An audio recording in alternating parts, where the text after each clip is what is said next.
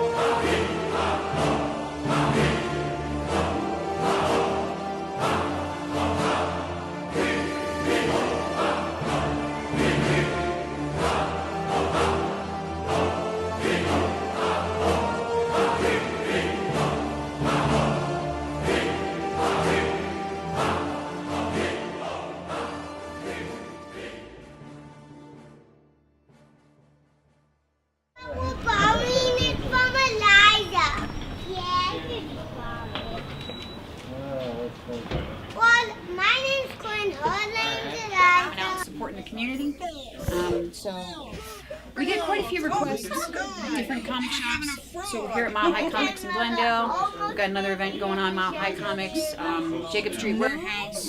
We've got 5280 Comics down in Littleton. We've got Enchanted Grounds Emporium down in Highlands Ranch.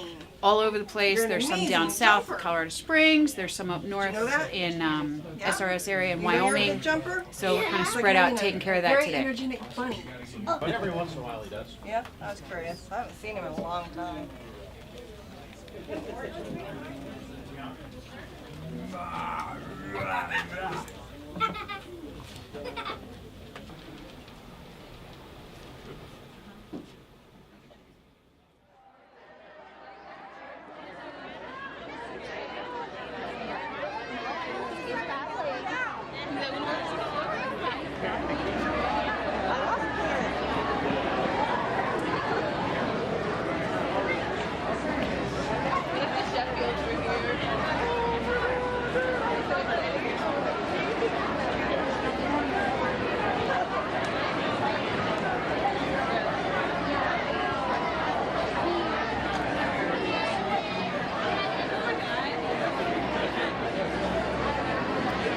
when you have that armor, you'll come up with any excuse to go out in it.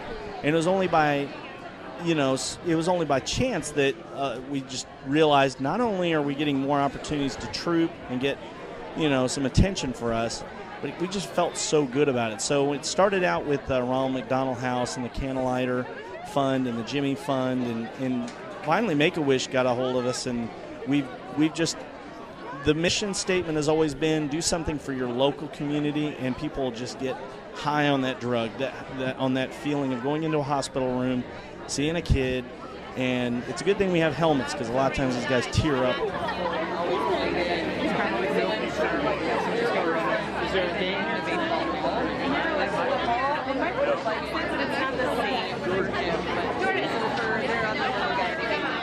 On the baseball game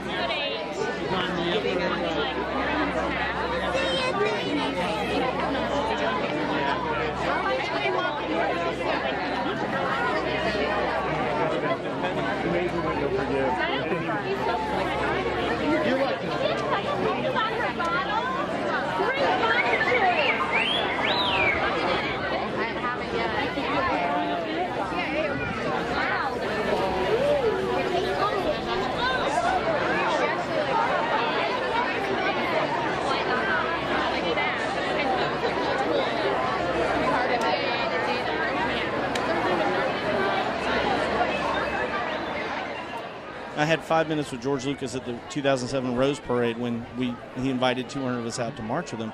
And what do you say to George Lucas in your 5 minutes? And I remember turning to him and saying, thank you. You did all this. And he turned to me and goes, no, thank you.